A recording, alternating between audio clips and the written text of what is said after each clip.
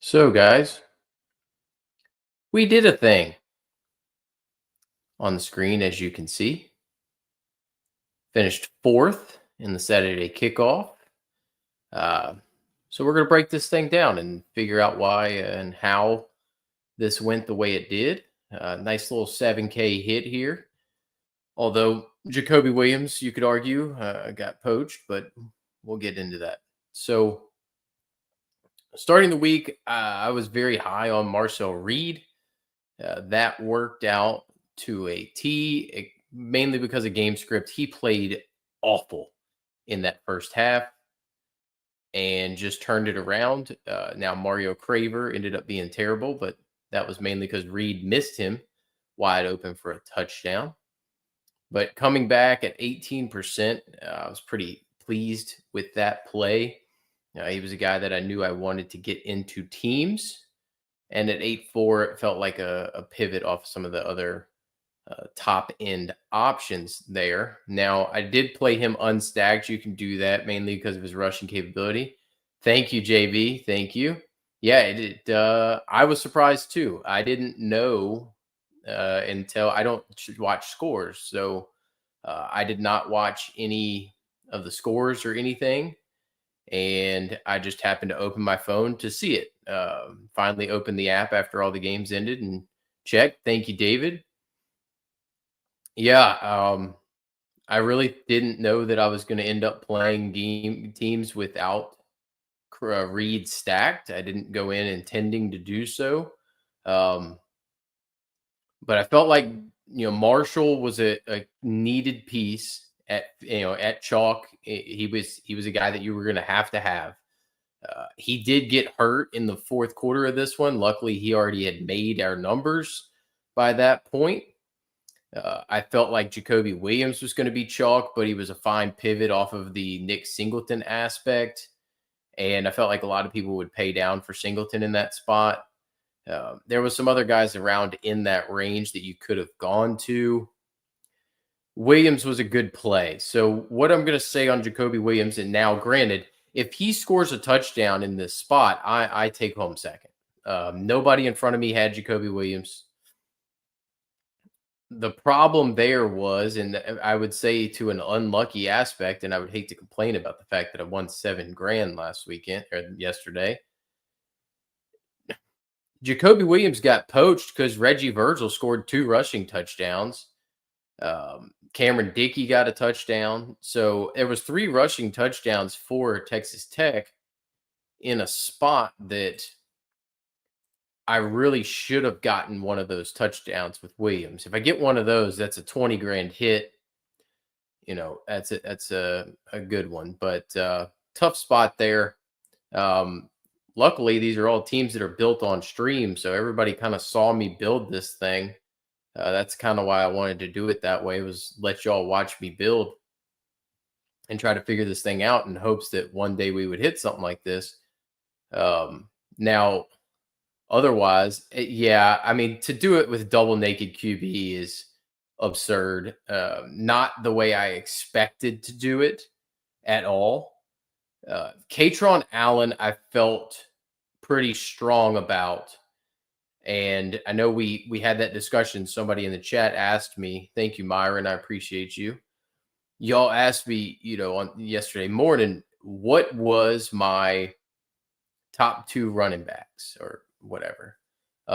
Marshall came up, and that's an obvious reason. I felt like he was going to be a staple in every team for why was exactly what he did. Katron Allen, I felt was going to come in under-owned, and he came in at 17%, but the matchup was just absolutely insane. The volume has been insane, and he wasn't going to get the ownership he should have.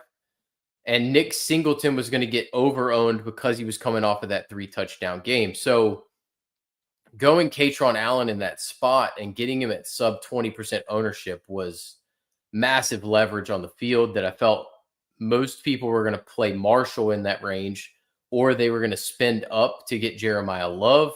Love scared me a tad with that long touchdown. I'm not going to lie. But in the end, that Pitt run defense was as stout as I had hoped it would be, and that's why Allen ended up being my second favorite play. Because at this point in the year, you can kind of buy into the fact that matchups are what matchups are, and teams are weak against where they're weak. You just kind of know at this point. And so Allen coming in at sub 20% was surprising to an extent, I would say.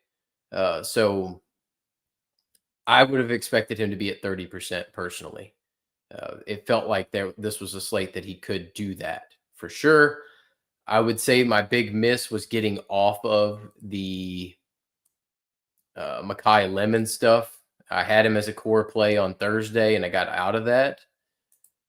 But I jumped all in on the Tony stuff, which that was infuriating enough with Tony getting the touchdown called back. We just got lucky that he ended up getting 2 touchdowns late in that game. And you can see Jamari Taylor was the more popular play at 25%.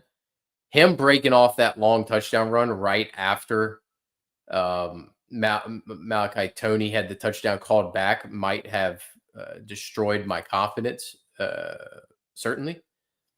But Malachi Tony getting those 2 late touchdowns really did it well. Yeah.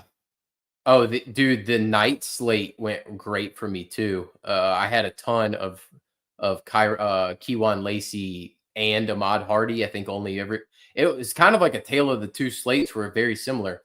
Allen and Marshall, people didn't play both necessarily, and then similarly, not everybody played Lacey and Hardy, and I felt like both were necessary plays, and we're going to talk about those games here in a second, but the differentiators and the winners, I would say, of this lineup that got it over were Allen, because the matchup was insane and you could buy into that. B, Trell Harris, similar reasoning. You know, Duke is awful on the back end. Duke is awful on the back end. And Harris has the upside to do it, and he absolutely cooked. Watching that game, I really do wish I had some Chandler Morris or more Chandler Morris, but going Trell Harris made too much sense. And to get him at 24% ownership at 4,200, people don't like to play those 4K wideouts. Faison was a terrible miss on my part. I'll wear that one as well. That was a big time miss on that call. And I ended up getting off of some Fields because of the Raritan stuff. But I was way too heavy on Fields. I was way in on Fields. And Raritan was the second best option in that Notre Dame pass attack. They were drawing tons of stuff up for him.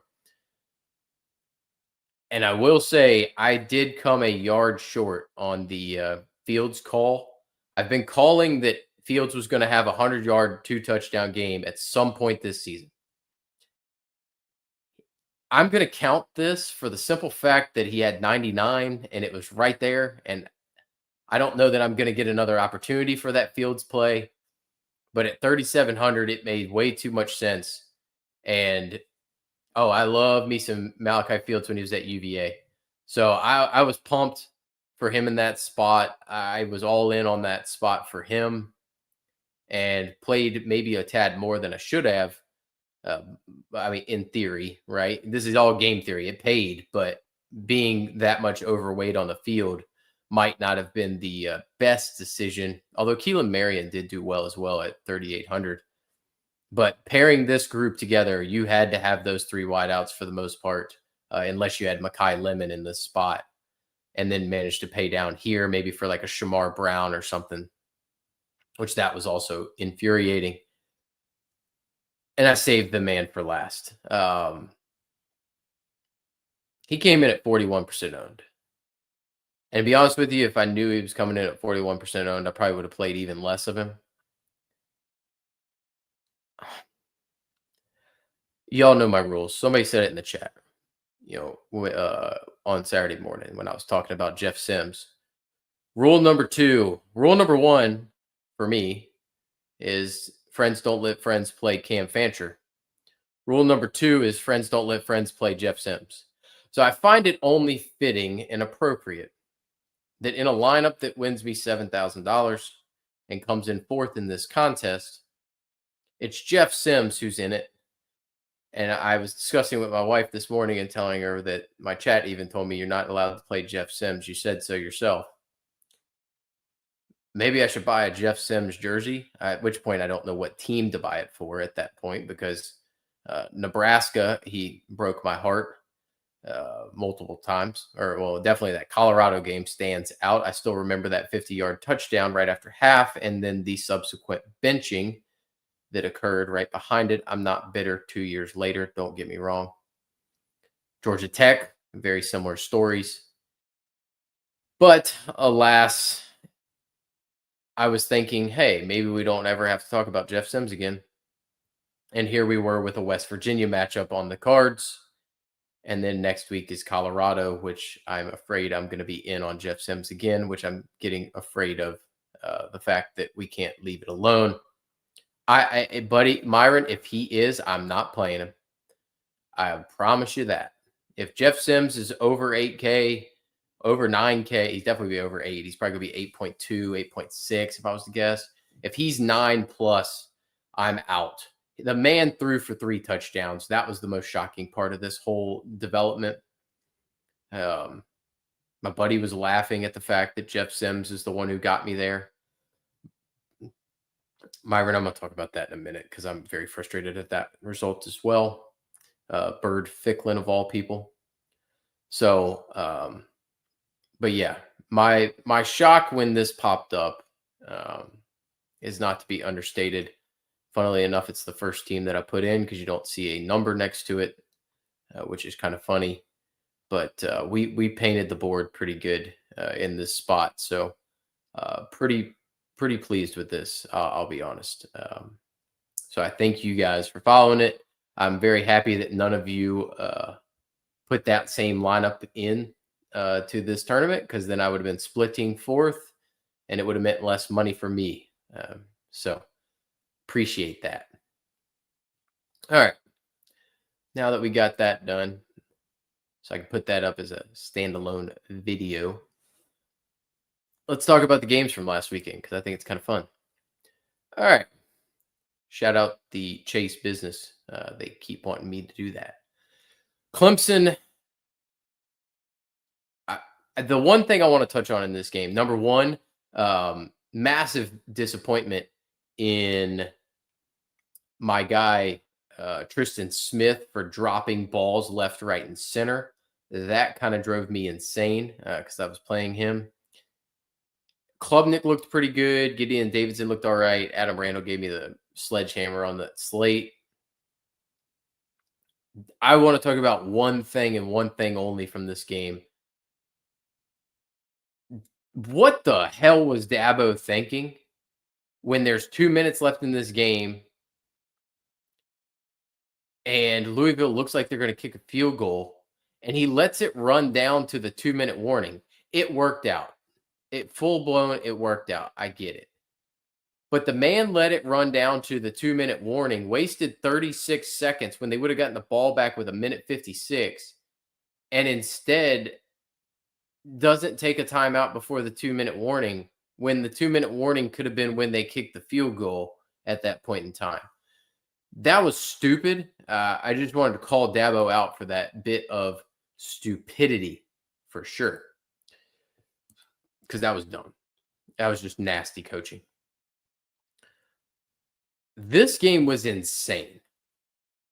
And it never looked like A&M wasn't in this game. A&M down 30-3 at half. It's been the storyline of every single team across the board, every single bit of coverage. Nailed that Ruben Owens thing, by the way. Look at the carries. 8-7-4. I nailed that. Couldn't have been more right about Ruben Owens. Couldn't have been more wrong about Mario Craver. Now, I will say I did see, like I said, in the talking about the team, the winning team there, Mario Craver was wide open. for a touchdown, and it was underthrown by at least 7 yards by Marcel Reed. I mean, I have not seen a more poor half of football played by a quarterback than I saw from Marcel Reed in that first half. I thought I had just lit all my money on fire. So imagine the roller coaster of emotions when he throws for about 350 yards in the second half. Concepcion came out pretty hot. I liked that. Nick Harbor did Nick Harbor things, which catch one long touchdown and do nothing else. Sellers continues to show that he does not have any concept of space or time when you have a 2nd and 2 and you take 2 sacks and then run out of bounds on 4th down instead of just chucking it down the field. And then Shane Beamer, to Myron's point, is a moron who might end up without a job very soon. Marcel Reed also was overthrowing guys, underthrowing guys in that first half, but they were still moving the football. Concepcion dropped a wide open touchdown early in that game on a slant. So it was just a comedy of errors from this A&M team in that first half. I was kind of surprised that in the second half, I'm not surprised they came back because of it. That's just kind of how it was. All right.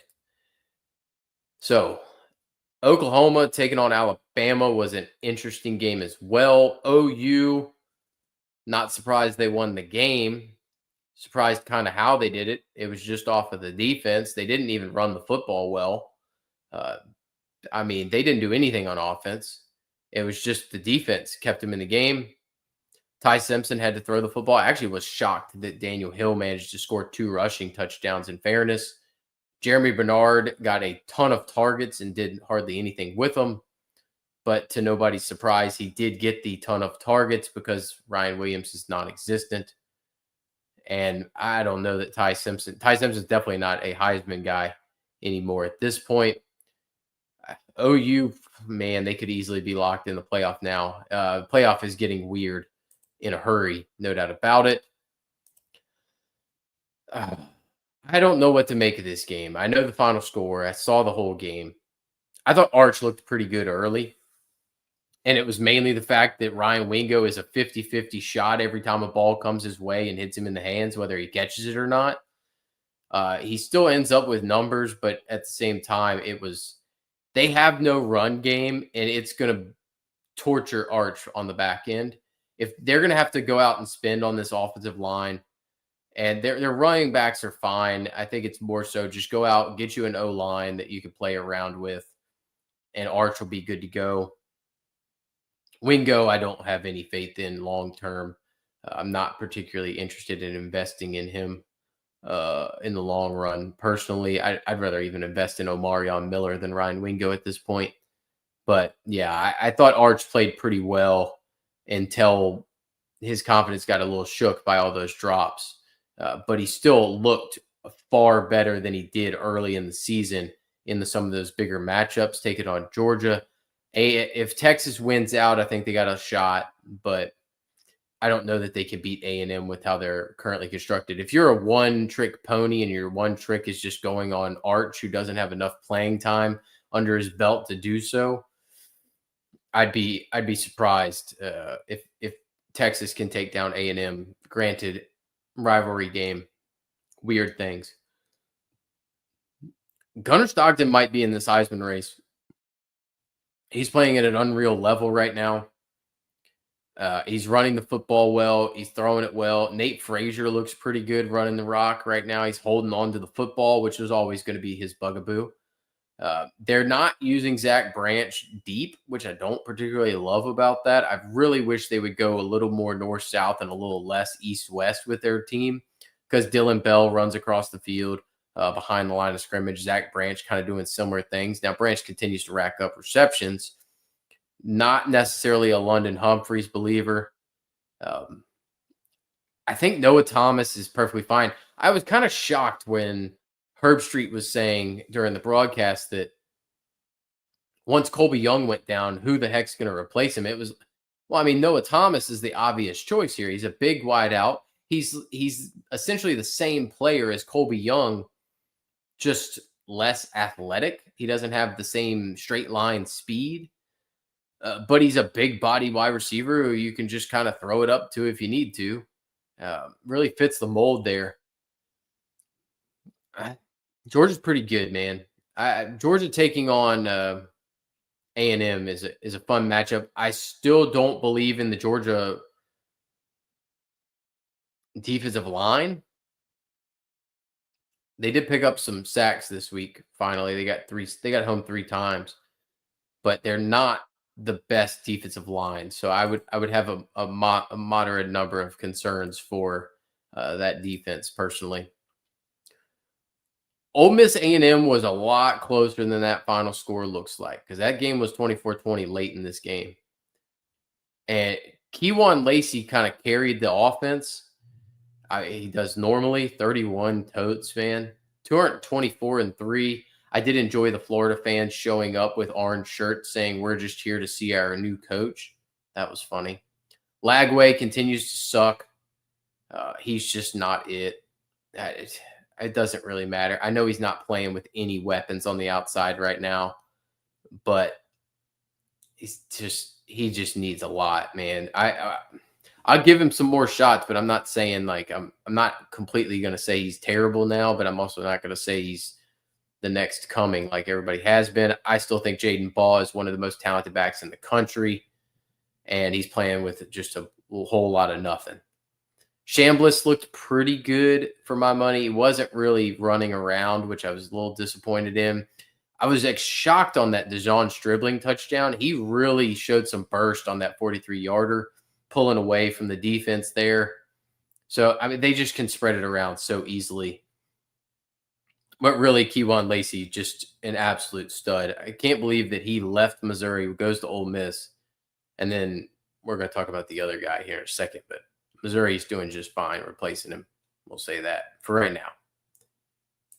Yeah, I mean that's kind of where I'm at, Myron. If Lacey's gone, they're in trouble because they definitely do not have a back behind him. Logan Diggs is not it. He's still so banged up. Notre Dame just absolutely dominated this game, and most of it was on the defensive side of the football. I was extremely worried about the car lineups when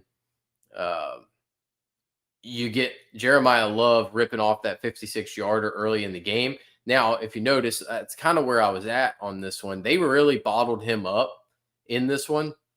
You take that one carry for 56 away, and he's at, 91 scoreless yards on 22 carries? He really didn't do much. He really did not do much. He was routinely stopped behind the line of scrimmage. They had 7 TFLs for Pitt. So they were stopping that run game and selling out for it, which is why that was the genesis of why I was so heavy on Carr. Heinzel just never looked comfortable back there. They were never going to be able to move the football. The only way they could move it is throwing the ball to Desmond Reed because he's a one-man band out there. And as soon as he got hurt, that game was over and it was never going to be close again. They schemed up far too much for Eli Raridan for my money. I was shocked that they did not try to get the ball more to Jordan Faison over the middle of the field because of the way those guys suck up on the play action. I really thought they were going to be able to work the middle with Faison and or Raridan, and they just didn't. They kind of play actioned and then hit Raridan on these like little dump offs, basically. Now, Raridan would have had a much bigger game if he knew how to keep his big butt in bounds. He kept kind of fading over to the sideline and couldn't slow the train down. So he kept kind of running out of bounds. But Fields, it was just every single time that Pitt jumped off sides, they just chucked it up the Fields and he would make a spectacular catch. And Notre Dame looks impressive, but I would say Pittsburgh was a paper tiger. They hadn't played anybody at all. We're going to find out a lot about Pitt this week when they take on a Georgia Tech team who nearly lost to Boston College and had to get bailed out. Malachi Hosley has fully taken over this RB1 role. I think Jamal Haynes is just dead at this point. Haynes King throws for 371. He's still got to be in the Heisman conversation. I really would have liked for him to have rushed for 2 touchdowns in this spot. to keep that Heisman ticket really ripping. But the concern here, Eric Rivers, nice game, actually. I didn't get to see much of this game, but that's a nice game out of Eric Rivers. That's big. The concern here is Georgia Tech's defense sucks. Just absolutely sucks.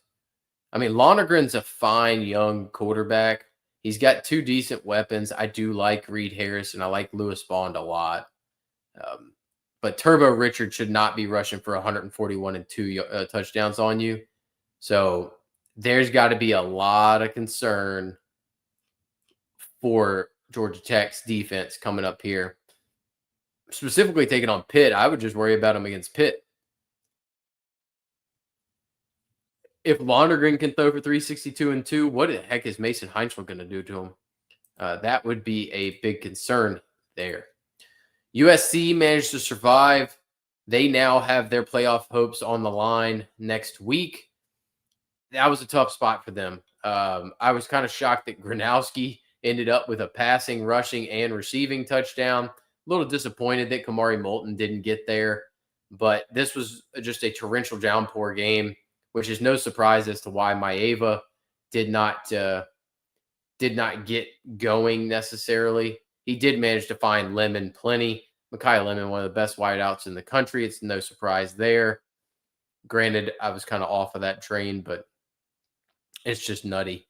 Him playing this week against Oregon, it's going to be fun to watch. Jacoby Lane, always a spam, easy button, get out of jail free card. I think USC is live, certainly, to be able to beat Oregon. But outside of California, we know USC is very gettable. Northwestern kind of had this game out of nowhere. Preston Stone sucks. Griffin Wilde is insane catching the football. But the only reason that I put this game on here to even bother to talk about is this guy right here. Andrew Marsh is insane. Insane. So I personally hope that Michigan goes out and gets a Cam Coleman or just a stud wide receiver in the portal this offseason to add to Marsh. But the future is sky high for Bryce Underwood with Andrew Marsh. He needs another weapon. I like the run game here. They're going to look good. If they can get past Ohio State, they're in the playoff. I just don't know that they can get past Ohio State. I don't think anybody's getting past the boogeyman. Like that's the boogeyman, you know? So I will tell you that this Kuzdal kid is not very good. It's the Jordan Marshall show. If Jordan Marshall's out, Michigan's in deep, deep trouble. I can tell you that right now. Deep trouble. All right. UVA has finally lost an ACC game. It's not, well, they technically lost to NC State, but it wasn't an ACC game. It was, they played with fire for far too long. Chandler Morris did look pretty good in this spot. Jamari Taylor is surprisingly good, considering Duke is actually decent at stopping the run. They just can't stop a nosebleed on the back end. They're too banged up back there. Trell Harris absolutely cooked. Cam Ross absolutely cooked. No shock there. I would not be playing Trell Harris next week. He's probably going to be 5K, and he shouldn't be because, well, he's not consistent. Do not take that bait. Disappointed in the Barcate thing. They just never kind of looked his way. Mensa never looked right in this game. I did watch the entirety. I had this on the main screen, mainly because I was rooting for UVA. Oh, no, UVA kept going. Why am I talking about like UVA lost? UVA lost last week. Yeah. So UVA looked great in this spot.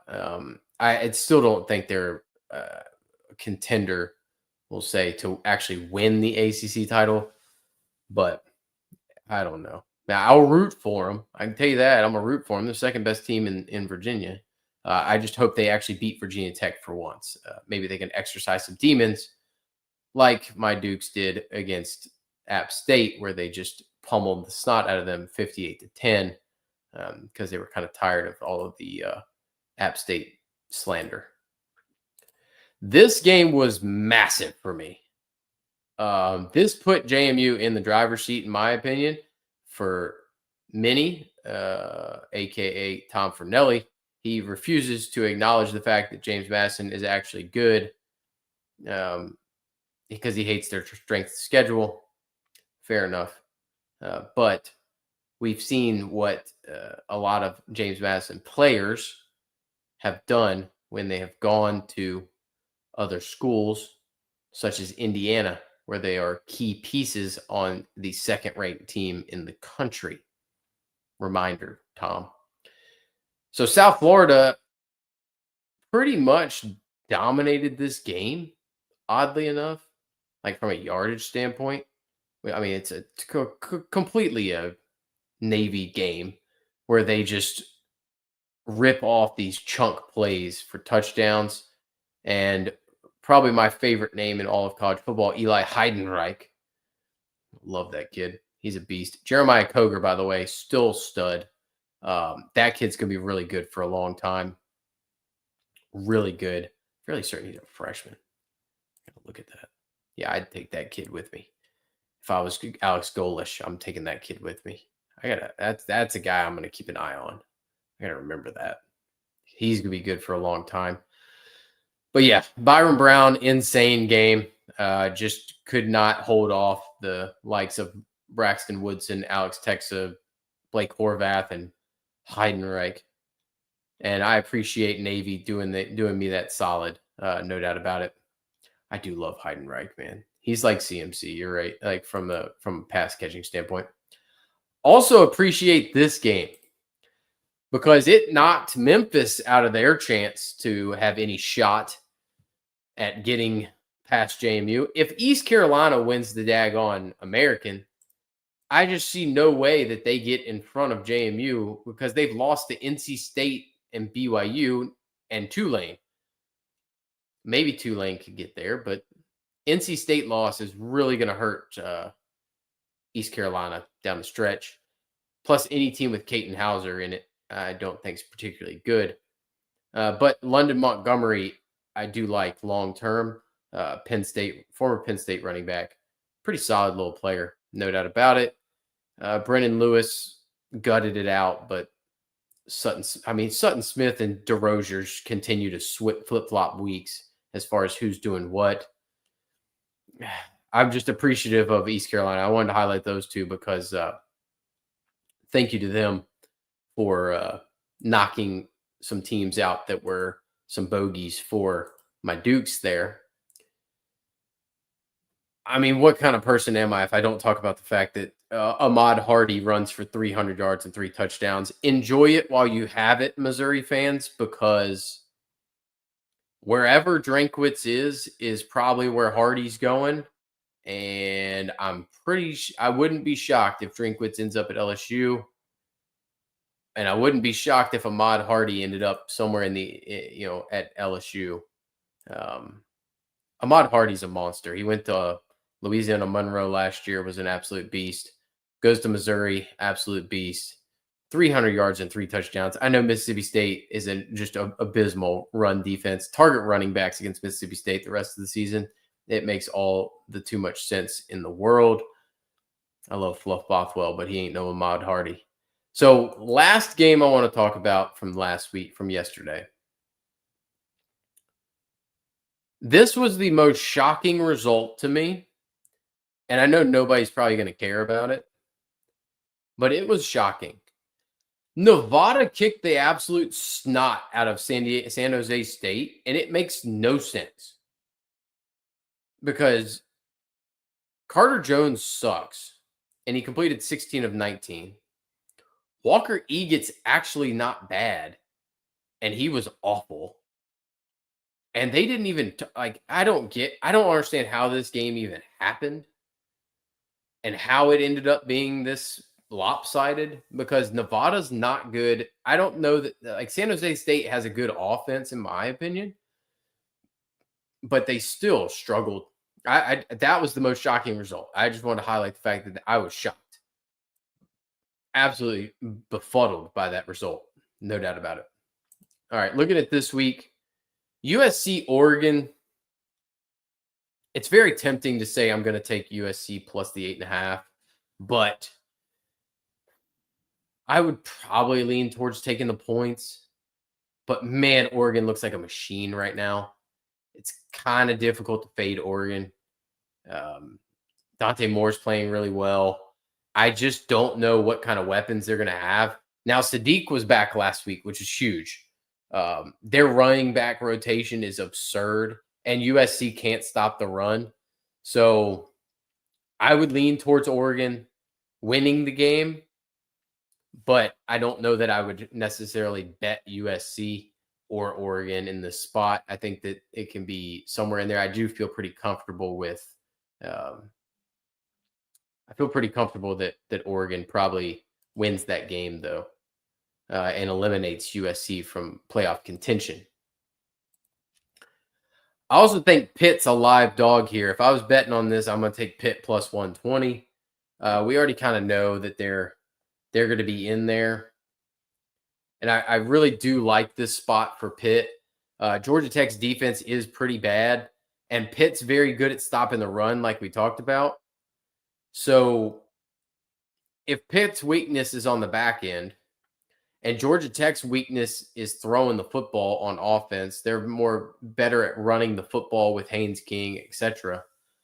I would say I'm more apt to believe that Pitt's probably going to be able to put up enough points, and I don't know that Georgia Tech's going to be able to do enough on through the air to be able to hang in this one. I'll have some interest in maybe some Georgia Tech pass catchers, but we'll have to kind of wait and see on this spot. But I would take Pitt plus the 120, just trying to take some shots in this spot. I really like an AJ Brown touchdown. That would be lovely, considering I captained him. A little squeaky wheel narrative. TCU taking on Houston. I wanted to hit on this. I think TCU is a live dog here. I know they got bum rushed in Provo by BYU. That was not a shock to me. I kind of saw that coming. Houston is not BYU. It's in Texas. It's close to them. I would say TCU wins this game outright, so they shouldn't be a dog. I think this line probably ends up going more towards even money both ways, and I don't think you get plus money on TCU pretty soon here. I like Stanford in this spot. I'm going to take plus money at home, taking on Cal. Yeah, it's a rivalry game. I don't trust Sagapatele. Kendrick Raphael's fine. I mean, Sagapatele could end up any number of places. That kid's going to transfer as much as Jake Fromm at this point. Or no, what was it? Jake Fromm. It was what was the other Georgia quarterback? Played at Rice. Not Jake Fromm. It's the other one. Anyway, he's just going to transfer all over the place. Remember he was at Oregon for a little bit before he ended up bouncing back to Cal, and then I think next year you could see him at Miami. Even he's gonna be all over. But I think Stanford's a live dog here, no doubt about it, at plus 114. Don't hate that spot. There's a serious lack of big games this week, people. Like, it is a lot of people taking a bye basically this week. Tennessee taking on Florida, though, is a rather big one. I don't think I wouldn't take Florida at plus 130. I feel like they unloaded the cannon last week, so to speak, against Ole Miss. Maybe they have something left to throw in there, but no Dallas Wilson, no Eugene Wilson, no Vernell Brown. I mean, I would lean towards Tennessee to be able to handle business here. Tennessee's got playoff hopes on the line. I would be shocked if Florida took that one down. Then finally, it was a disappointing result for Cincinnati. I was kind of surprised that they weren't able to handle Arizona last week. They lost by 3. Sorsby did not play very well. Tyree Walker did play well. Surprised they didn't hand him the ball a little bit more. BYU's run game is going to be far too much for Cincinnati to be able to handle. Even traveling on the road, I think BYU probably handles business pretty well here. The more this line comes down, the more I'm going to end up liking BYU in this spot. I think BYU defensively presents enough problems for Cincinnati And then Cincinnati does not present those same problems on defense. And there's enough weapons on this BYU offense. We saw Carson Ryan play pretty good last weekend against TCU at the tight end spot. I thought Kingston played pretty well. Roberts played well. LJ Martin looked pretty healthy. So I'd expect Bear Bachmeyer to have the boys up and running pretty good this weekend.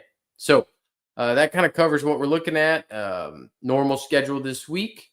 We needed to go live and get a little show out. Brian's at Disney with his family and the kid, and so yeah, he wasn't here to celebrate the 7K win, but we got to go over it, and I'll end up having a little video up separate for that thing. Appreciate you guys tuning in. Thank you guys for listening, giving me the opportunity to take advice from me. And, I bet we'll see more duped lineups going forward, more than likely.